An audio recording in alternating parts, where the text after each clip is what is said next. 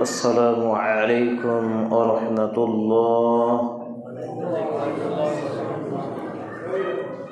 إن الحمد لله نحمده ونستعينه ونستغفره ونعوذ بالله من شرور أنفسنا ومن سيئات أعمالنا.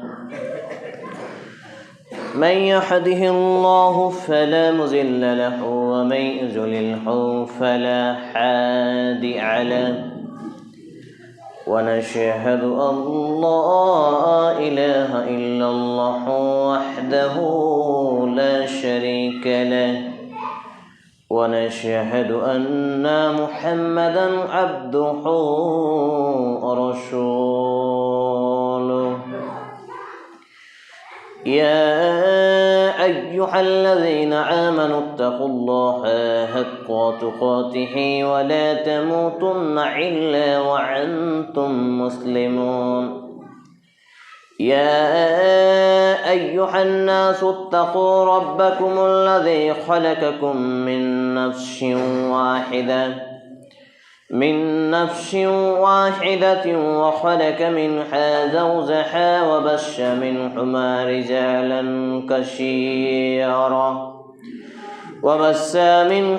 رجالا كثيرا ونساء. واتقوا الله الذي تساءلون به والأرحام إن الله كان عليكم رقيبا. يا أيها الذين آمنوا اتقوا الله وقولوا قولا سديدا يصلح لكم أعمالكم ويغفر لكم ذنوبكم. ومن يطع الله ورسوله فقد فاز فوزا عظيما. أما بعد فإن خير الحديث كتاب الله وخير الهدي هدي محمد صلى الله تعالى عليه وسلم. وشر الأمور محدثاتها وكل محدثات بدعة وكل بدعة ضلالة وكل ضلالة في النار.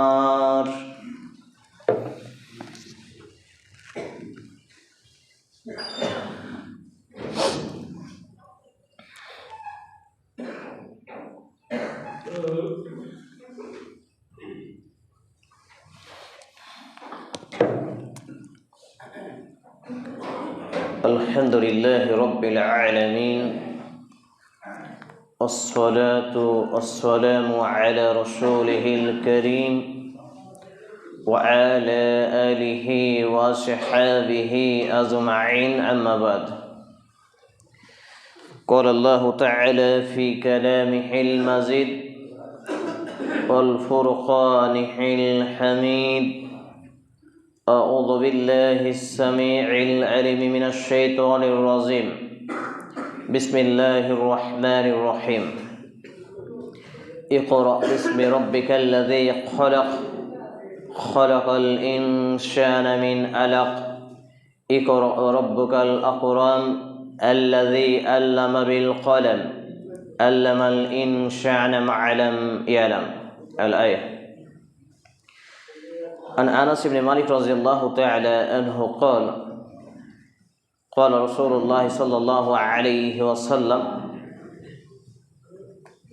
طلب العلم فريضة على كل مسلم رواه ابن ماجه بسند صحيح رب اشرح لي صدري ويسر لي أمري واحلل عقدة من لساني يفقهوا قولي رب أشر ولا تؤشر وتمم بالخير رب زدني علما رب زدني علما رب زدني علما যাবতীয় প্রশংসা গুণগান গুণকীর্তন হামদ ও শান একমাত্র আল্লাহ রাব্বুল আলামিনের নিমিত্তে, যিনি এক ও একক ওয়াহদাহু লা শারীক খালিক এবং মালিক। যে আল্লাহ রাব্বুল ইজ্জাতের প্রশংসার ধারা শেষ করা অসম্ভব, তারই প্রশংসা করত আন্তরিকতার সাথে একযোগে একসাথে পুরুষ হিসেবে উচ্চ স্বরে আমরা পাঠ করি। আসলে আমরা বলি আলহামদুলিল্লাহ। অতঃপর অসংখ্য দরুদ ও সালাম শান্তি ধারা বর্ষিত হোক আখিরি নবী রাহমাতুল লিল আলামিন মা আমিনুল মুরদুল মুহাত্তাম মহাপুরুষ মুহাম্মদুর রাসূলুল্লাহ সাল্লাল্লাহু আলাইহি ওয়াসাল্লামের প্রতি। আমরা বলি আল্লাহুম্মা সাল্লি আলাইহি আল্লাহুম্মা বারিক আলাইহি সাল্লাল্লাহু তাআলা আলাইহি ওয়াসাল্লাম। আনা তালিবুল ইলম, আমি একজন ইসলামের নগণ্য ছাত্র হিসেবে আজকে যে বিষয়ের জুমার খুতবার মওযু বা আলোচনা, সেটি হচ্ছে শিক্ষা সচেতনতা। আজ 16ই জানুয়ারি 2026 এবং 26শে রজব 1447 হিজরি, 2 মাঘ 1432 বঙ্গাব্দতে আমরা অবস্থান করছি। উপস্থিত অত্র জামে মসজিদের ইমাম ও খতিব সাহেব, ভাই এবং বাবা জীবন, বয়স্ক সমবয়স্ক আমি সহ সকলের প্রতি সর্বশক্তিমান আল্লাহর পক্ষ থেকে সুখ শান্তি দয়া রহমত ও অনুগ্রহের ধারা হেদায়েতের ধারা বর্ষিত হতে থাকুক। আমরা বলি আল্লাহুম্মা আমিন। চলে আসি আমি আমার মূল আলোচনার দিকে। শিক্ষা সচেতনতা আলোচনা শুরু করার আগেই যে বিষয়টি না বললেই নয়, তার প্রথম কথা হচ্ছে এই জুমার দিনের কিছু রুলস অফ ল রয়েছে, সিস্টেমিটি রয়েছে, সুন্নাহ রয়েছে।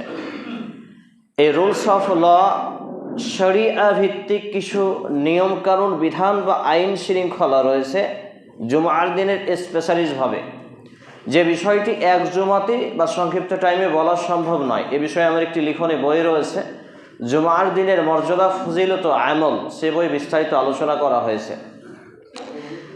তো প্রথম যেটা জুমার দিনের কাজ হবে একজন মুসলিম হিসেবে, জুমার দিনটা হলো সাপ্তাহিক ঈদ, সাপ্তাহিক আঞ্জুমান বা জমায়েতের দিন, এবং পুরো সপ্তাহের ত্রুটি বিচ্যুতি সংশোধন করার একটা সময় বা দিন এই জুমার দিন।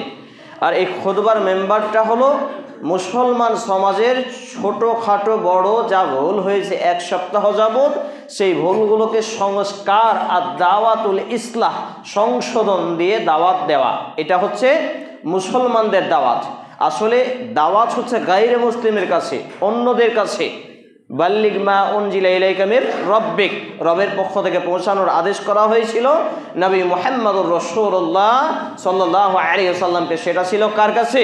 অমুসলিম, কাফের, বেদিন, বেঈমান, নাস্তিক, এদের কাছে। তাহলে আমরা যে সাপ্তাহিক আলোচনা করি বা খুতবা প্রদান করি, এটা মূলত হচ্ছে আদ-দাওয়াতুল ইসলাহ, অর্থাৎ সংশোধনের দাওয়াত। আমার আপনার জীবনে ছোট বড় যে ভুল ত্রুটি হয়ে যায়, পাপ বা শরীআ বহির্ভূত কিছু কাজ হয়ে যায়, সেইগুলোকে সংশোধন করা, এটা হচ্ছে খুতবার দিন বা জুমার দিন। জুমার দিনের প্রথম বিষয় হবে একজন মুসলমান হিসেবে সকাল সকাল দ্রুত গোসল করা, ফরজ গোসলের নেই। তার আগে একটি বিষয়, যারা হাঁটু গেড়ে বসে আছেন আর হেলান দিয়ে বসে আছেন বা ভর করে, এই যে হাঁটু গেড়ে বসে আছেন যারা, হাঁটু ছেড়ে দেবেন, হেলান দিয়ে হেলান ছেড়ে দেবেন। আর অনেকেই সামনের কাতারে গ্যাপিং রেখে দেখছি পেছন থেকে কাতার বেয়ে মানুষ আসছে, এটা জুমার দিনের একটি সুন্নাহ বিরোধী কাজ এবং পাপের অংশ। এই ফেরে ফেরে ঢোকা এটা নিষেধ করা হয়েছে, এবং আপনি যে পাশে ফাঁকা রাখবেন এটাও নিষেধ করা হয়েছে। অতএব আপনার জায়গাকে ফুলাফ করতে হবে, পূরণ করতে হবে। সকাল সকাল অতি দ্রুত ফরজ গোসলের নেই গোসল করা, নিজে গোসল করা, ছেলে মেয়ে স্ত্রী পরিবার পরিজনকে গোসল করতে তাগিদ করা। মিসওয়াক করা, মিসওয়াক মানে দাঁতন। আজকে আমাদের ঘরে মুসলমানরা তাদের পকেটে দাঁতন পাওয়া যায় না, কি পাওয়া যায়? বিড়ি এবং দেশালাই বা জ্বালানি। এই বিড়ি একে তো এটা নোংরামি, জাহান্নামীদের খাবার, আমি প্রমাণ করেছি, কয়েকটা জুমার খুতবা আছে এই বিষয়ে। যে লা ইউসমিনু ওয়ালা ইউগনি মিন জু, জাহান্নামীদের খাদ্য হচ্ছে না পুষ্টি যোগাবে আর না ক্ষুধা নিবারণ করবে, না পেট ভরবে আর না শক্তি যোগাবে। বিড়ি খেয়ে শক্তি পাই, পেট ভরে, ভাত পানি রুটি খাওয়ার প্রয়োজন পড়ে না। তাহলে এটা হচ্ছে জাহান্নামীদের খাদ্য, এই আয়াত দ্বারা প্রমাণিত হয়। অতএব বিড়ি, সিগারেট, এই তাম্বাকু, গুটকা, জর্দা, খৈনি, এসব খাদ্য হারাম। যারা মাখরু বলে মূলত এরা শরীয়তকে বিকৃত করে। এইগুলো কোনো মুসলমানের বাচ্চা ব্যবহার করতে পারে না। এমনকি এইগুলো খাওয়া, পান করা, সেবন করা তো দূরের কথা, এইগুলো বিক্রি করা পর্যন্ত হারাম। এইগুলো বিক্রি করে টাকা দিয়ে চাল কিনে ইবাদত করলে সেই ইবাদত আল্লাহর কাছে গ্রহণ হবে না, নাউযুবিল্লাহি মিন যালিক। তাহলে সকাল সকাল গোসল করলো, সুন্দর একটা স্পেশালিস্ট ড্রেস হতে হবে। মুসলমান হিসেবে সাপ্তাহিক একটা স্পেশালিস্ট ড্রেস হতে হবে, অর্থাৎ পোশাক হতে হবে, পায়জামা পাঞ্জাবি হোক, লুঙ্গি হোক। তবে পাঞ্জাবি, জুব্বা, সব থেকে এটা হচ্ছে জুব্বা হচ্ছে ইম্পর্টেন্ট সুন্নতি পোশাক, তারপরে পাঞ্জাবি। এইগুলো আজকে আমাদের একই লেভেলের ড্রেস হওয়ার কথা ছিল, কিন্তু আমাদের এইগুলো নেই। শ্বশুর বাড়ি গেলে ভালো একটা ড্রেস আমরা রাখি, কোনো জায়গায় বেড়াতে গেলে আমরা ভালো একটা ড্রেস রাখি, কিন্তু মসজিদে আল্লাহর সামনে, বিশ্বজাহানের পালনকর্তা রব ইলাহির সামনে সপ্তাহে একদিন আমরা জুমার দিনে আসবো, অথচ আমাদের একটা ভালো ড্রেস রাখা যায় না। তাহলে বুঝতে হবে এখানে আমাদের কিসের ত্রুটি? ধর্মীয় জ্ঞান বা সচেতনতার ত্রুটি রয়েছে। সম্মানিত উপস্থিতি ভাই এবং বন্ধুগণ, এবং সুগন্ধি লাগাবে। এবার বলুন, বিড়ি, সিগারেট এইগুলো খেয়ে সুগন্ধ হয় নাকি দুর্গন্ধ হয়? দুর্গন্ধ হয় না? পাশে যদি কেউ থাকে, আমি তো অনেক জায়গায় বলেছি আলোচনায় যে এদের স্ত্রীরা এদের পাশে ঘুমায় কি করে? আস্তাগফিরুল্লাহ আল আযীম। এদের স্ত্রীরা এই বিড়িখোর, জর্দাখোর, খৈনিখোরদের পাশে ঘুমায় কি করে? একই বিছানায়, একই বালিশে মাথা রেখে। বুঝতে হবে তারাও সেই কোয়ালিটির আছে, নইলে একই সঙ্গে সংসার করা কখনোই সম্ভব নয়।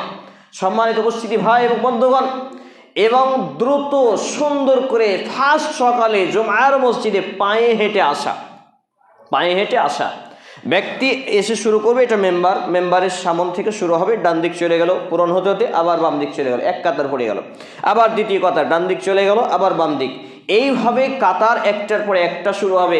আপনি এসে ওইখানে শুরু করলেন, বসলেন, ওইখানে বসলেন। তারপর আমাদের সমাজে আরেকটা ভুল আমল রয়েছে, জুমার দিনে সূরা কাহাফ তেলাওয়াত, সূরা কাহাফের 10টি আয়াত এবং তওবা, ইস্তিগফার এবং দরুদে ইব্রাহিম স্পেশালিস্ট, এই 3টি আমল ছাড়া জুমার দিনে মসজিদে বা কোনো জায়গায় অন্য কোনো সূরা বা কোরআন তেলাওয়াতের বিধান আমার জানা নেই বা পাওয়া যায় না। তাহলে এটা বিধান হলো শুধুমাত্র সূরা কাহাফের প্রথম 10 আয়াত দাজ্জালের ফিতনা থেকে মুক্তি পাওয়ার জন্য, তওবা এবং ইস্তিগফার বেশি বেশি পাঠ করা, আর দরুদ নবী মুহাম্মদুর রাসূলুল্লাহ সাল্লাল্লাহু আলাইহি সাল্লামের উপরে বেশি বেশি দরুদ পাঠ করা। এবার মসজিদে এসে আমি আসলাম, দেখা গেল এখনো নামাজ শুরু হতে বা খুতবা শুরু হতে আধা ঘন্টা সময়। আপনি মাসনা দুই করে শুরু করলেন, সুন্নাত যত পারেন, আনলিমিটেড, কাবলাল জুমার কোনো লিমিট নেই, যতক্ষণ পারলেন। আজান হওয়া পর্যন্ত আজান শুরু হলো, আজানের উত্তর দিলেন, এরপরে খতিব খুতবা শুরু করলেন। আপনার পাশে দুটো বাচ্চা ছেলে দুষ্টামি করছে, আপনি যদি বলেন চুপ কর বা চুপ করো, আপনার নেকি সব কাটা গেল, বলি না আউযুবিল্লাহি মিন যালিক। আপনার গায়ে কেউ পা চাপিয়ে চলে গেল, আপনি যদি বলেন যে দেখে চলতে পারেন, আপনার নেকি সব কাটা গেল। আপনাকে কেউ ফেড়ে গেল বা আপনি কাউকে ফেড়ে গেলেন, এটাও সুন্নাতের বহির্ভূত কাজ। যা বলবে এখান থেকে খতিব বলবেন। কোনো জায়গায় লাইট জ্বালাতে হবে, কোনো জায়গায় একটা পাটি বিছাতে হবে, কোনো জায়গায় কাউকে সরতে হবে, গ্যাপিং পূরণ করতে হবে, পুরোটা কে গাইডলাইন করবেন? খতিব। খতিব হচ্ছেন একজন রাখাল, খতিব হচ্ছেন একজন শিক্ষক। তিনি এখান থেকে ইশারা করবেন, এইটা পূরণ করো, ওইটা পূরণ করো, জগন্দার যাকে আমরা বলি, এইটা নিয়ন্ত্রণ করবে খতিব। কোনো মুসল্লির এখতিয়ার এখানে দেওয়া হয়নি। অথচ আপনার পাশে হয়তো একটু লাইট কম হচ্ছে বা গরমের সময় ফ্যানের প্রয়োজন, এই ফ্যানটা দিয়ে দাও, অনেকে আমরা বলি না। তাহলে এইগুলো ধর্মীয় শিক্ষা বা সচেতনতার অভাব। এই ব্যক্তি যদি ফার্স্ট আসে, প্রথম কাতারে এবং প্রথম মসজিদে আসে, এই ব্যক্তি তারপর ইমামের তত্ত্বাবধানে সালাত আদায় করলো। এবার বায়াদাল জুমার পরে 2 রাকাত এইখানে পড়লো, অথবা বাড়িতে পড়লো, বা এইখানে 4 রাকাত পড়লো, অথবা বাড়ি গিয়ে 2 বা 4 রাকাত পড়লো, কয়েকটা বর্ণনার রিওয়ায়াত পাওয়া যায়। তাহলে এই ব্যক্তি প্রত্যেক পায়ে হেঁটে এসেছে, তো সারা রাত তাহাজ্জুদ পড়ে, সারা দিন সিয়াম আদায় করে সারা দিন কোরআন তিলাওয়াত জিকির আজকার তাসবিহ তাহলিল করে যত নেকি হয় তার প্রত্যেক পায়ের বদৌলতে আল্লাহ তাআলা তত নেকি দিবেন, বলি সুবহানাল্লাহ। এই বেনিফিট আমরা জানি। ব্যক্তি যদি দ্বিতীয় হয়, ব্যক্তি প্রথম যদি হয়, তাহলে সে ব্যক্তি একটা উট কুরবানি করার সওয়াব পেয়ে যায়, বলি সুবহানাল্লাহ। ব্যক্তি যদি দ্বিতীয় হয়, একটা গরু কুরবানি করার সওয়াব পায়, সুবহানাল্লাহ। ব্যক্তি যদি তৃতীয় হয়, একটা দুম্বা কুরবানি করার সওয়াব পায়। ব্যক্তি যদি চতুর্থ হয়, একটা ছাগল কুরবানি করার সওয়াব পায়। ব্যক্তি যদি পঞ্চম 5 নম্বরে আসে, তাহলে সে ব্যক্তি একটা মুরগি কুরবানি করার সওয়াব পায়। ব্যক্তি যদি 6 নম্বর হয়, তাহলে সে একটা ডিম কুরবানি বা সাদাকা করার সওয়াব অর্জন করে। তারপর ফেরেশতাগণ খাতাকে বন্ধ করে দেন, আর কোনো নেকি তাদেরকে বেনিফিট দেওয়া হয় না। তাহলে এই হচ্ছে ফ্যাসিলিটি। এক্ষুনি যদি আপনার বিডিও অফিসে ঘোষণা হয় যে আগামী 20 জানুয়ারিতে আপনাদের বিডিও অফিস থেকে ঘোষণা হলো যে 5 লাখ টাকার চেক দেওয়া হবে, যে ফার্স্ট আসতে পারবে, এখন থেকেই লাইন পড়ে যাবে না? বোঝাতে পারছি ব্যাপারটা? 5 লাখ টাকার জন্য আজকে থেকে লাইন পড়ে যাবে। পুষ মাঘ মাসের এই ঠান্ডা লাগবে না, নারী পুরুষ যুবক বৃদ্ধ তখন আর পার্থক্য থাকবে না। আর আল্লাহ রাব্বুল আলামিন এত বড় একটা বেনিফিট দিয়েছেন এই শুক্রবারের দিন, আর এই শুক্রবারের দিনে মুসলমানের বাচ্চাদের কোনো সচেতনতা খুঁজে পাওয়া যায় না। তাহলে প্রত্যেক পায়ের বিনিময়ে সাদাকা করা, সিয়াম পালন করা, জিকির আজকার তাসবিহ তাহলিল, এর যত নেকি কবুলযোগ্য নেকি সব নেকি পাওয়া যায় শুধুমাত্র জুমার দিনে একটু কিছু সময়কে মেনটেন করার ফলে, কিছু সময়কে কার্যকারিতা কাজে লাগানোর ফলে। তাহলে আমরা আগামী জুমাতে অন্ততপক্ষে এই প্রতিযোগিতা করব, অন্ততপক্ষে বলি ইনশাআল্লাহ। আল্লাহ রাব্বুল আলামিন আমাদের কবুল করুন, আমরা বলি আল্লাহুম্মা আমিন। এবারে চলে আসি আমি আমার মূল আলোচনার দিকে, শিক্ষা সচেতনতা। এই শিরোনামে আলোচনা করার পূর্বেই আমি আপনাদের সামনে দ্বিতীয় খুতবার পরে সূরা আল আলাক 96 নম্বর সূরা 30তম পারা 603 নম্বর পৃষ্ঠা আয়াত নম্বর 1, 2, 3, 4 এবং 5 পাঠ করেছি। এটি কুরআনুল কারীমের প্রথম 5টি আয়াত, যেটি আল্লাহ রাব্বুল আলামিন the first most important topic and subject হিসেবে আয়াত রিলিজ করেছেন লৌহে মাহফুজ থেকে নবী মুহাম্মদুর রাসূলুল্লাহ সাল্লাল্লাহু আলাইহি ওয়াসাল্লামের কাছে প্রেরণ করেছেন জিবরিল আলাইহিস সালামের মারফতে। অর্থাৎ আল্লাহ রাব্বুল আলামিন আকিমিস সালাহ, ইতাইজ যাকাত ওয়াল হজ্জ, শমে রমজান, বানাল্লাহু মসজিদ বাইতাল ফিল জান্নাহ, এই সব কোনো বিধান দিলেন না। বিধানটা কি ছিল? ইকরা। ইকরা শব্দটা 4টিখানি শব্দ নয়, আলিফ কফ র, এই 3টি মাত্র হরফ বা 3টি মাত্র আরবি বর্ণমালা, এর মধ্যে যে কত মাহাত্ম্য, গুরুত্ব এবং প্রয়োজনীয়তা লুকানো আছে আমি আমার ক্ষুদ্র গবেষণায় যেটুকু দেখেছি। আমি কোরআনের আয়াত যেটাই পড়ি বা যেটাই আলোচনা করি সেটাকে একটু গভীরভাবে উপলব্ধি করে সেটাকে গবেষণা করার চেষ্টা করি আমার ক্ষুদ্র জ্ঞান দিয়ে। আমি এটুকু ভেবে উঠতে পেরেছি যে পুরো ইসলাম এবং মানবতা, খুব মনোযোগ দেবেন, পুরো ইসলাম এবং মানবতা দাঁড়িয়ে আছে এই 3টি শব্দের মধ্যে। বোঝাতে পারছি? ইকরা, আলিফ কফ র, এই 3টি হরফের মধ্যে পুরো ইসলাম আর পূর্ণাঙ্গ মানবতা। যে মানবতা বলে না, যে মানুষকে মারলে বলে এই লোকটা অমানবিক, অমানুষ, তাহলে পুরো মানবতা আর ইসলাম দাঁড়িয়ে আছে 3টি শব্দের উপরে, অর্থাৎ ইকরা, এই পড়ার উপরে। এটা আপনাকে আমি বোঝাচ্ছি। দেখুন, আজকে পুরো ইসলামটা কি বলুন তো? ইসলাম মানে অনেকে শান্তি বলে, খতিবের সঙ্গে কথা বলতে পারবেন। বোঝাতে পারছি? সহিহ আল বুখারী কিতাবুল আযান, কিতাবুস সালাহ, কিতাবুল জুমআ, সুনানে আবু দাউদ সহ বিভিন্ন গ্রন্থে হাদিস রয়েছে। নবী মুহাম্মদ রাসূল সাল্লাল্লাহু আলাইহি সাল্লাম এই খুতবা দিচ্ছেন, একজন লোক এসে বসে পড়ল। নবী মুহাম্মদ রাসূলুল্লাহ সাল্লাল্লাহু আলাইহি সাল্লাম তিনি বলছেন, এই তুমি কি তাহিয়াতুল মসজিদ পড়েছো? লোকটি বলল যে পড়েনি। ওঠো, তুমি 2 রাকাত তাহিয়াতুল মসজিদ আদায় করো, তারপর বসো। দেখুন, খতিব একান্তই মুসল্লির সঙ্গে কথা বলতে পারবে, এটা হচ্ছে তার দলিল।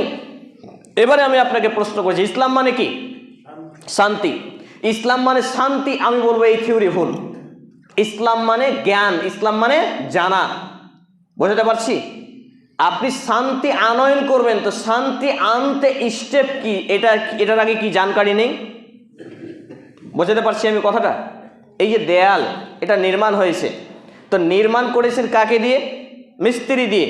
তো মিস্ত্রি কি না জেনে এটা নির্মাণ করেছে? তাহলে তাকে জানতে হয়েছে। যেহেতু তাকে জানতে হয়েছে, তার জানাটা কি? ইলম বা জ্ঞান বা সচেতনতা বা শিক্ষা। এবারে বলুন, পুরো ইসলাম এবং মানবতা দাঁড়িয়ে আছে শুধুমাত্র জানার উপরে এবং জানার পরে মানার উপরে। সুবহানাল্লাহ। কিন্তু আমরা মনে করি যে পড়া না পড়া, আরে ইকরা না ইকরা, ইকরা বিসমি রাব্বিকাল্লাযী খলাক, বাস পাঠ করে দিল, কোরআন তিলাওয়াত হয়ে গেল, বাস শেষ। এই আয়াত শানে নুজুল কি বলে? এই আয়াত শানে নুজুল কি বলে? নবী মুহাম্মদ রাসূলুল্লাহ সাল্লাল্লাহু আলাইহি ওয়াসাল্লাম যখন বলবো বা কোনো জায়গায় আপনি শুনবেন, আপনাকে পুরুষ হিসেবে উচ্চ স্বরে সাল্লাল্লাহু আলাইহি ওয়াসাল্লাম বলতেই হবে। যদি আপনি না বলেন তাহলে লানত করেছেন আসমান থেকে মালাইকা ফেরেশতাগণ, আর খুতবার মেম্বারে দাঁড়িয়ে নবী মুহাম্মদ রাসূলুল্লাহ সাল্লাল্লাহু আলাইহি ওয়াসাল্লাম আমিন বলেছেন, মানে আমি এবং আপনি ধ্বংস হয়ে যাব। তিনটি বিষয় ছিল: এক, যে ব্যক্তি রমজানের সিয়াম পেল পূর্ণাঙ্গ, পাপের মাফ নিতে পারল না। দুই, বৃদ্ধ পিতামাতা দুজনকে অথবা একজনকে পেল, নিজের পাপের মাফ করে জান্নাতের টিকিট নিতে পারল না। তিন, যে ব্যক্তি নবী মুহাম্মদুর রাসূলুল্লাহ সাল্লাল্লাহু আলাইহি সাল্লামের নাম শুনলো অথচ তার উপরে সবথেকে ছোট দরুদ সাল্লাল্লাহু আলাইহি সাল্লাম পড়লো না, তাদের জন্য ধ্বংস কামনা করেছেন। নাউযু বিল্লাহি মিন জালিক। অতএব আমাকে এবং আপনাকে যখনই সাল্লাল্লাহু আলাইহি সাল্লাম কোনো মাইকে, কোনো আজানে, কোনো এই কামতে বা কোনো জায়গায়, যে কোনো জায়গায় যখন আমরা নবীর নাম শুনবো, নবী মুহাম্মদ আহমদ মুস্তাফা সাল্লাল্লাহু আলাইহি ওয়াসাল্লাম, এটা আমাদের উপরে পড়া আবশ্যকীয় বিষয়।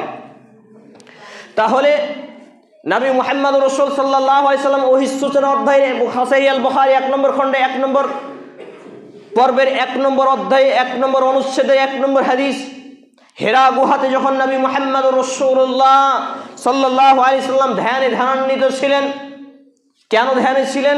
স্রষ্টাকে খুঁজছিলেন।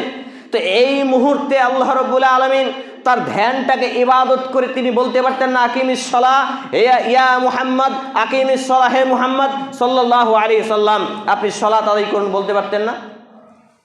ইতা যাকাত, জাকাত প্রদান করুন, ওয়াল হজ্জু, হজ সম্পাদন করুন, ওয়াস সাওমে রমজান মাসের সিয়াম পালন করুন, বানাল্লাহি মসজিদ বানান, মসজিদ নির্মাণ করুন, এইসব বিধান দিতে পারতেন তো নাকি? কিন্তু কোনো কিছু বিধান আল্লাহ রাব্বুল আলামিন দিলেন না, শুধুমাত্র একটি লফজ তিনি দিলেন, সেটা ছিল ইকরা বিসমি রাব্বিকাল্লাযী খলাক, খলাকাল ইনসানা মিন আলাক, ইকরা ওয়া রাব্বুকাল আকরাম আল্লাযী আল্লামা বিল কলম আল্লামাল ইনসানা মা লাম ইয়ালাম। এই 5টি আয়াতে কারিমার গুরুত্ব, মাহাত্ম্য, ফজিলত, বর্ণনা এবং এর বাস্তবতা, প্রয়োজনীয়তা যেদিন মুসলমান জাতি বুঝে যাবে, মুসলমানদের মধ্যে কেউ এই মূর্খ থাকবে না, কেউ অশিক্ষিত থাকবে না, কেউ দিন থেকে দূরে থাকবে না, কেউ মসজিদ মাদ্রাসা থেকে দূরে থাকবে না, কেউ শিক্ষা ব্যবস্থা থেকে দূরে থাকবে না। আজকে এই 5টি আয়াতে কারিমার বিধান মুসলমানরা জানে না বিধায় আজকে মুসলমানদের মধ্যে বেনামাজি বলেন, কোরআন পড়তে না পারা বলেন, দাড়ি কাটছাট বলেন, পাপে যুক্ত বলেন, হারামে যুক্ত বলেন, নাজায়েজ অন্যায় অপকর্মে যুক্ত বলেন, খুন খারাপিতে যুক্ত বলেন, সমস্ত ধরনের অন্যায় ডুবে থাকার মৌলিক চাবিকাঠি হচ্ছে কোরআনুল কারীমের এই 5টি আয়াত, তাদের মধ্যে বাস্তবায়ন হয়নি। অর্থাৎ এই আয়াত 5টি কিন্তু 4টিখানি আয়াত নয়, 5টি আয়াতে কারিমার গুরুত্ব এত মাহাত্ম্য রয়েছে। এই যে আমি বললাম পুরো ইসলাম এবং মানবতা দাঁড়িয়ে আছে এই 5টি আয়াতের মধ্যে। আমার এবং আপনার মধ্যে এই শিক্ষার বীজ বপন করতে আল্লাহ রাব্বুল আলামিন এই জন্যই বললেন, কোনো ইবাদত ফরজ করেননি, আমি এবং আপনি বুঝি এটাই তো নাকি? মানে আমার এবং আপনার মুসলমান ঘরে জন্মগ্রহণ করার পরে সালাত বা নামাজ ফরজ হয় কত বয়সে? মরু আওলাদুকুম বিসসালাহ, 7 বছর বয়সে। যখন তোমাদের ছেলে মেয়ে 7 বছরে হয় তখন সালাতের জন্য আদেশ করো, যদি 10-এ আসে মৃদু আঘাত বা প্রহার করে হলেও মসজিদমুখী করো। তাহলে এই যে 1 থেকে বা 0 থেকে 7 বছর, এই সময়টা, যে সময়টা আমার এবং আপনার উপরে সালাত ফরজ হলো না, তাহলে এই সময়টা কি আল্লাহ তাআলা ইবাদত মাফ করে দিয়েছেন? নাউজুবিল্লাহ মিন যালিক। এই সময়টা ইবাদত আছে না নেই? অবশ্যই আছে। ইবাদতটা কি দেখুন বলছি, যখন একটা সন্তান ভূমিষ্ঠ হয় তার আগেই চলে যান, যখন স্বামী স্ত্রী দাম্পত্য জীবনে যায়, কি আছে দোয়া? বিসমিল্লাহি জান্নিবনাশ শাইতান ওয়া জান্নিবনাশ শাইতানা মা রাযাকতানা।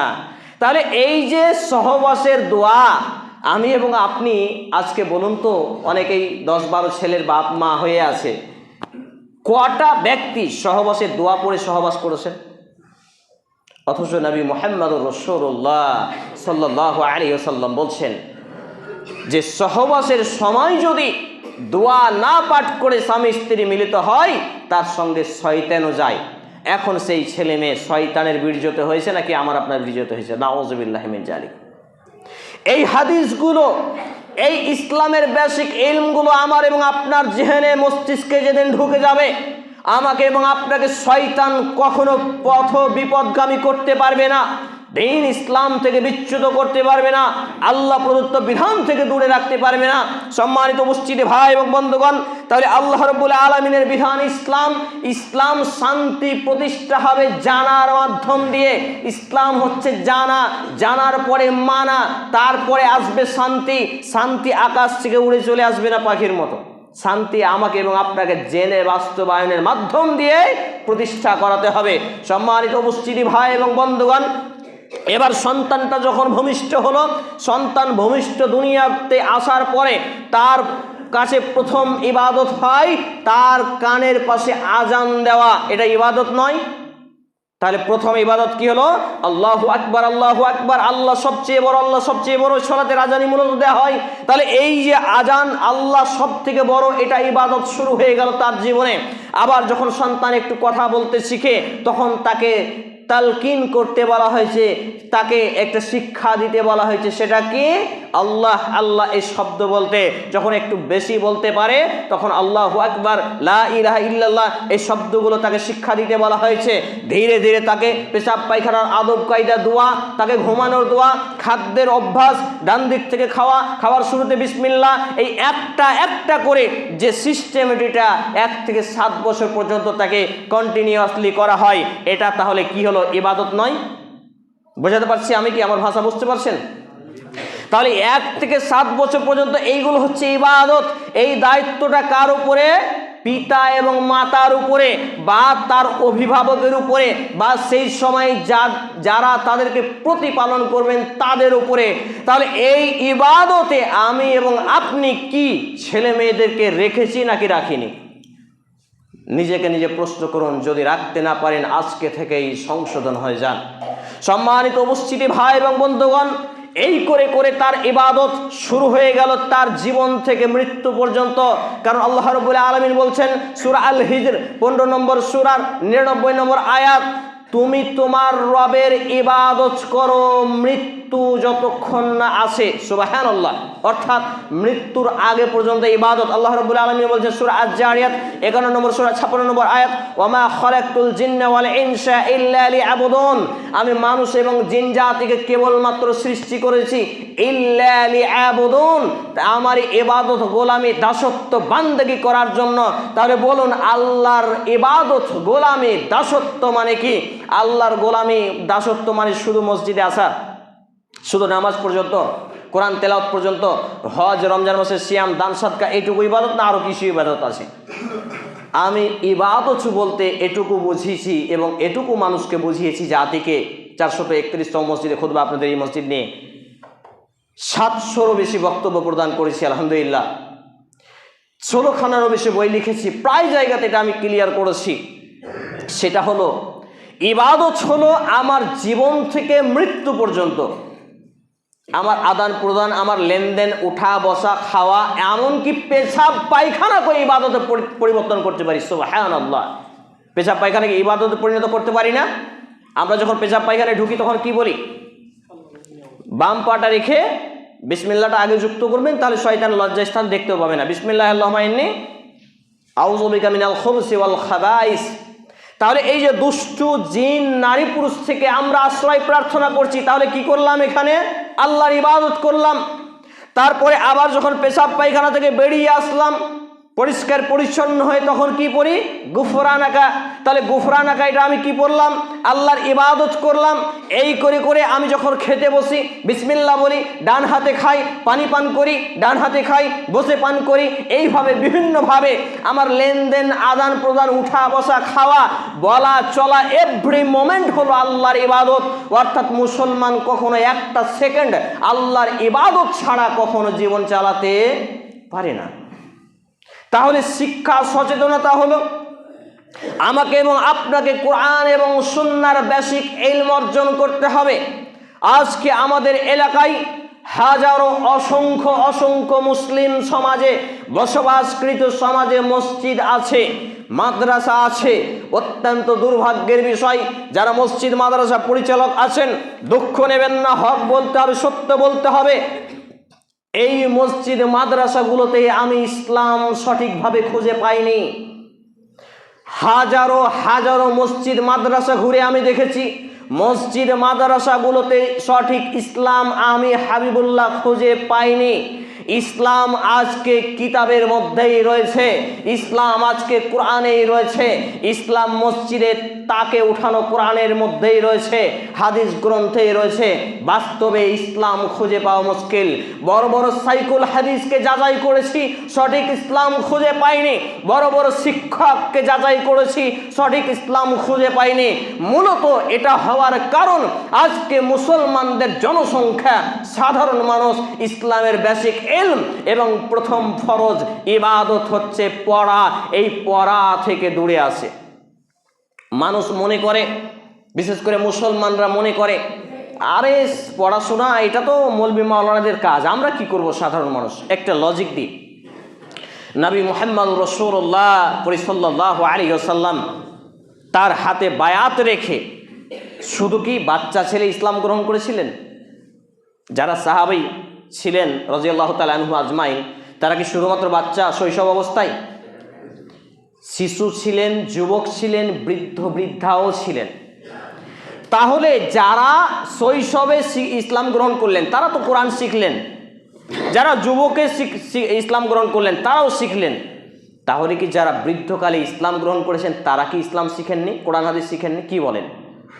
এটাকে আমি এইভাবে বলি, আপনার বয়স 1 থেকে 100 যাই হোক না কেন এর মধ্যবর্তী, আপনার চোখে দেখতে পাচ্ছেন, কানে শুনতে পাচ্ছেন, আপনি আজকে জানতে পারলেন যে শিক্ষা গ্রহণ করা প্রত্যেক মুসলমানের উপরে ফরজ। হাদিস আন আনাস রাদিয়াল্লাহু তাআলা আনহু قال قال رسول الله صلى الله عليه وسلم تعلم العلم فريضة على كل مسلم। আনাস ইবনে মালিক রাদিয়াল্লাহু তাআলা আনহু তিনি বলছেন, নবী মুহাম্মদুর রাসূলুল্লাহ সাল্লাল্লাহু আলাইহি ওয়াসাল্লাম বলেছেন, তুআলামুল ইলম, দ্বীন ইসলামের জ্ঞানকে তলব করা, অর্জন করা, ঘাটাঘাটি করা, চর্চা করা, পড়াশোনা করা, গবেষণা করা, স্টাডিজ করা, এই নিয়ে ইলম অর্জন করা, আলা কুল্লি মুসলিম, তামাম মুসলমান, যুবক বৃদ্ধ, সুস্থ অসুস্থ, নারী পুরুষ, ছোট বড় সকলের উপরে ফরজ করা হয়েছে। বলি সুবহানাল্লাহ। হাদিস বর্ণিত হয়েছে সুনান ইবনে মাজাহ গ্রন্থের হাদিস নাম্বার 224, মিসকাতুল মাসাবি গ্রন্থের হাদিস নাম্বার 218, সহিহুল জামে সগীর গ্রন্থের হাদিস নাম্বার 3913 ক্রমিক নম্বরে। এছাড়াও একাধিক গ্রন্থে হাদিসটি বর্ণিত হয়েছে। তাই নবী মুহাম্মদুর রাসূলুল্লাহ সাল্লাল্লাহু আলাইহি সাল্লাম এই হাদিস দিয়ে প্রমাণ করে যে প্রত্যেক মুসলমান নারী পুরুষ যুবক যুবতীর উপরে দ্বীন ইসলামের বেসিক ইলম অর্জন করা, কোরআন এবং হাদিসের ন্যূনতম জ্ঞান অর্জন করা ফরজ করা হলো।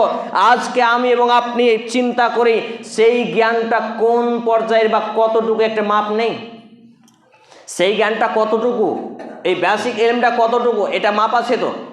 এই সম্পর্কে ইমাম ইবনুল কাইয়িম রাহিমাহুল্লাহ, ইসলামের একজন নক্ষত্র বলা যায়, ইমাম ইবনুল কাইয়িম রাহিমাহুল্লাহ আল জাওজি তিনি বলছেন, প্রত্যেক মুসলমান নর ও নারীর উপরে সেই পরিমাণ জ্ঞান অর্জন করা ফরজ যেই পরিমাণ জ্ঞান আজকে আমার এবং আপনার মাদ্রাসার শাইখুল হাদিসের রয়েছে, মসজিদের ইমাম এবং খতিবদের রয়েছে, কোন পরিমাণ জ্ঞান?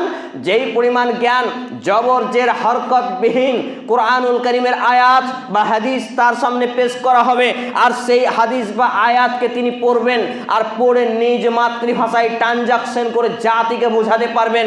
ইমাম ইবনুল কাইয়্যিম রাহিমাহুল্লাহ তিনি বলছেন, আমার ব্যক্তিগত কথা বলছি না, এই পরিমাণে জ্ঞান অর্জন করা প্রত্যেক মুসলমান নারী পুরুষের উপরে ফরজ করা হয়েছে। যদি ঘটনা তাই হয়, আমি নিজেকে নিয়ে চিন্তা করি, যদি আমি বিচারের মাঠে পাকড়াও হয়ে যাই, তাহলে আপনি আপনার জায়গা থেকে বিচার করুন, আপনি আপনার জায়গা থেকে একটু অনুশোচনা চিন্তা করুন, আপনি আপনার জায়গা থেকে নামাজি, হাজি, গাজী, পাজি, নামাজি, বেনামাজি যাই হন না কেন, আপনার অবস্থান যদি এই পর্যায়ে না হয়, ওয়াল্লাহি আল্লাহর কসম, আমি যেটুকু অর্জন করেছি, জ্ঞান অর্জন করেছি, আমি বুঝতে পেরেছি জান্নাতে যাওয়া চারটিখানি ব্যাপার নয়, সহজ নয়। তাহলে এই পরিমাণ যদি জ্ঞান অর্জন করা ফরজ হয়, তাহলে আমাকে এবং আপনাকে অবশ্যই অবশ্যই আজকে থেকে আপনার মসজিদের ইমামকে ধরুন, বেতন যা আছে ওটা আলাদা পাঠ রেখে দিন। আপনারা বলবেন আপনার ওই বেতন ছাড়া আর একটা বেতন আপনাকে দেব, প্রয়োজনে তিনি সময় না দিলে আর একটা আলেম নির্বাচন করুন, মাসে প্রয়োজনে 10,000 টাকা দিন, বড় ছোট এক একটা ব্যাচ তৈরি করুন, বৃদ্ধদের একটা ব্যাচ, যুবকদের একটা ব্যাচ। আজকে আমরা মসজিদে মক্তব শুধু শিশুদের করেছি, এই জন্য ইসলাম আজকে বিলুপ্তির পথে, ইসলাম আজকে ধ্বংসের পথে, বিশ্বব্যাপী মুসলমানদেরকে জঙ্গি, দেশদ্রোহী, আরো বিভিন্ন রকম ভাবে এই কোরআন শিক্ষা থেকে পিছিয়ে গেছে। তারপর ব্যাস করার পরে পরে তাদেরকে আলিফ বা তা সা করে শিক্ষা দিতে শুরু করুন। এইভাবে শিক্ষা অর্জন যেদিন থেকে মুসলমান জাতি করবে, দেখবেন আপনি ইহকালীন শান্তি এবং পরকালীন মুক্তি লাভের প্লাবন বয়ে যাবে। অন্যথায় এই জাতি কখনো মুক্তি পেতে পারে না। এই অত্যাচারী শাসক সরকার জালিমদের জুলুম থেকে কখনো এই জাতি পরিত্রাণ পাবে না। কোরআনের নিকটবর্তী হন, কোরআনের কাছাকাছি হন, সুন্নাহ ভিত্তিক জীবন গড়ুন, ইনশাআল্লাহ তাআলা আমার এবং আপনার জীবন সচেতন হবে, ইহকালীন শান্তি এবং পরকালীন মুক্তি লাভে ধন্য হবে। সময় প্রায় শেষের দিকে এবং শেষ হয়েই গেছে। সম্মানিত উপস্থিতি ভাই এবং বন্ধুগণ, অনেক কিছু বলার বিষয় থাকলেও খুতবার সময় বলার সময় সুযোগ থাকে না, এবং আমাকে এবং আপনাকে সূরা আত-তাহার একটি আয়াত রয়েছে, রব্বে জিদনি ইলমা, হে আল্লাহ তাআলা আপনি আমাকে পবিত্র ইলম জ্ঞান দান করুন। এই দোয়াটা উঠতে বসতে চলতে ফিরতে, এমনকি সলাতে, সালামের তাশাহুদে, এমনকি নফল সলাতে অর্থাৎ ফরজ বাদ দিয়ে, দিনে এবং রাতে 17 রাকাত ফরজ সলাত বাদ দিয়ে সাজদাতে গিয়েও এই দোয়া আপনি পড়তে পারবেন। বাংলা ভাষাতে এই দোয়া আপনি সাজদায় পড়তে পারবেন, তাশাহুদে পড়তে পারবেন, যদি সালাতটা ফরজ না হয়। অতএব আমাকে এবং আপনাকে শিক্ষাভিত্তিক জীবন গড়তে হবে। কারণ আমি একটা কথা বলে থাকি, যদি আমাকে এবং আপনাকে গড়তে হয়, সমাজ গড়তে হয়, শান্তি গড়তে হয়, তাহলে পড়তে হবে, আর পড়ার পরে লড়তে হবে। কারণ পড়া এবং লড়ার মধ্যে দিয়েই হয় গড়া, এছাড়া কখনো কোনো কিছু গড়া যায় না। আল্লাহ রাব্বুল আলামিন যতগুলো কথা বললাম, সমস্ত কথাগুলো আগে আমাকে উপস্থিত ভাই এবং বাবা জীবনকে সে বিষয়ে মেনে চলার তৌফিক নসিব করুন, আমরা বলি আল্লাহুম্মা আমিন। হে আল্লাহ রাব্বুল আলামিন, আমরা যারা এখানে উপস্থিত হয়েছি, আমাদের এই উপস্থিত হওয়ার ওসিলায় আমাদের জীবনে জানা অজানা প্রকাশ্যে গোপনে ছোট বড় দিনে রাতে সব পাপগুলোকে মাফ করে দিন, আমরা বলি আল্লাহুম্মা আমিন। হে আল্লাহ রাব্বুল আলামিন, আমরা যারা অসুস্থ আমাদেরকে পূর্ণাঙ্গ শিফায়ে কামিল আজিলা দিন, আমরা যারা অভাবী আমাদেরকে অভাবমুক্ত হালাল জীবিকা নির্বাহ করার তৌফিক নসিব করুন, আমরা বলি আল্লাহুম্মা আমিন। হে আল্লাহ রাব্বুল আলামিন, আমাদের যারা মুসলমান হয়ে মৃত্যুবরণ করেছে, আল্লাহ প্রত্যেকের বাপ মা ভাই বোন আত্মীয় স্বজন, বিশেষ করে আমার মা আজকে 50 মাস হয়ে গেল দুনিয়া ছেড়ে চলে গেছেন। আমার আব্বা রাহেমাহুল্লাহ তিনি একজন আলেম ছিলেন, গত 3 আগস্ট দুনিয়া ছেড়ে চলে গেছেন। নানা নানি চলে গেছেন। আল্লাহ রাব্বুল আলামিন জানি না অন্ধকার কবরে তারা কীভাবে আছে, তাদের জীবনে ভুল ত্রুটি ক্ষমা করুন, তাদের কবরে শান্তির বিছানা বিছিয়ে দিন, তাদেরকে জান্নাতুল ফিরদাউস নসিব করুন, আমরা বলি আল্লাহুম্মা আমিন। এ দাবি, এ দোয়া, এ দরখাস্ত মহান আল্লাহ সুবহানাহু ওয়া তাআলার সামনে রেখে আমরা আমাদের জুমা খুতবা আলোচনা এখানেই তিনাচ্ছি। আল্লাহুম্মা সাল্লি আলা মুহাম্মাদিন ওয়া আলা আলি মুহাম্মাদ كما صليت على إبراهيم وعلى آل إبراهيم إنك حميد مجيد اللهم بارك على محمد وعلى آل محمد كما باركت على إبراهيم وعلى آل إبراهيم إنك حميد مجيد سبحان ربك رب العزة عما يصفون وسلام على المرسلين وآخر دعوانا الحمد لله رب العالمين السلام عليكم ورحمة الله. قرآن شيخ standard chair